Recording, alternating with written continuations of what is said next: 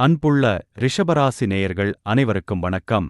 விரக்தியின் விளிம்பில் செய்வதறியாது நின்று கொண்டிருக்கும் ரிஷபராசி அன்பர்களே, கடந்த 2 ஆண்டுகளாக 10ஆம் இடத்துச் சனியால் பல்வேறு துன்பங்களுக்கு உள்ளாகி ஒரு வனவாச வாழ்க்கையை வாழ்ந்து கொண்டிருக்கிறீர்கள். தொழில் வியாபாரத்தில் தொடர்ந்து நஷ்டம், வேலை இழப்பு, கடன் தொல்லை, திருமணத் தடை, அதிகமான மருத்துவச் செலவுகள், குடும்பத்தில் நிம்மதியின்மை என்று ரிஷபராசி அன்பர்கள் அனுபவிக்காத துன்பங்களே இல்லை. அனைத்தையும் விரிவாகக் கூறி நேரத்தை நீட்டிக்க விரும்பவில்லை. விடிவு காலத்தை எதிர்நோக்கியிருக்கும் ரிஷபராசினருக்கு 2026ஆம் ஆண்டு எப்படி இருக்கும் என்றால், 100% ராஜயோகத்தை அடையும் ஆண்டாக அமையப்போகிறது என்பதே உண்மை. அதே சமயம் பெரிய ஆபத்தும் உள்ளது. வீடியோவை முழுமையாக பாருங்கள். ரிஷபராசினருக்கு ஆண்டு தொடக்கத்தில் 2 மாதங்கள் மட்டும் மந்தமாக இருக்கும்.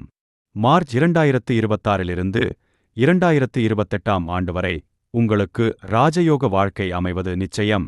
இது சத்தியம். உங்களை பாடாய்ப்படுத்திய 10ஆம் இடத்துச் சனி 11ஆம் இடத்திற்கு வரும்போது அற்புதமான பல யோகங்களை தரப்போகின்றார். மேலும் உங்கள் ராசிக்கு 2ஆம் இடத்திலுள்ள குருபகவான் 3 மற்றும் 4ஆம் இடத்திற்கு வரும்போதும் யோகமாகவே அமைகின்றது. அடுத்த 3 ஆண்டுகள் குருவும் சனியும் பல ஐஸ்வர்யங்களை வாரி வழங்கப் போகின்றன. நீங்கள் இழந்தது எல்லாம் மீட்டெடுக்கப் போகின்றீர்கள்.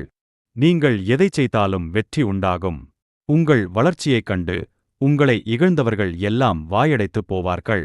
உங்களுக்கு பணம் பல வழிகளில் வருவது நிச்சயம் என்றாலும் கூட, தீய சக்திகள் உங்களை பாவக்குழியில் தள்ளிவிட கட்டில் போட்டு அருகே அமர்ந்திருக்கும். எச்சரிக்கை மிக மிக அவசியம். பணம் வந்தவுடன் பாவங்களைச் செய்ய ஆரம்பித்து விடாதீர்கள். எந்த தீய செயல்களிலும் ஈடுபடாதீர்கள். நீங்கள் பட்ட கஷ்டங்களை நினைவில் கொள்ளுங்கள்.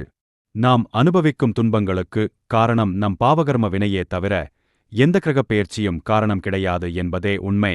ஆகையால் கிரகங்களுக்கு பரிகாரங்கள் செய்வதைத் தவிர்த்து இறை வழிபாட்டில் நம்பிக்கை கொள்ளுங்கள்.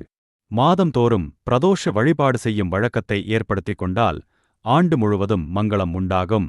அன்பு ரிஷபராசி அன்பர்களே, இந்த வீடியோ உங்களுக்கு பிடித்திருந்தால் சிவவாக்கு சேனலை சப்ஸ்கிரைப் செய்ய மறக்காதீர்கள். அதோடு வீடியோவை லைக் செய்து திருச்சிற்றம்பலம் என்று கமெண்ட் செய்யுங்கள். உங்கள் மதிப்புமிக்க ஆதரவிற்கு மிக்க நன்றி.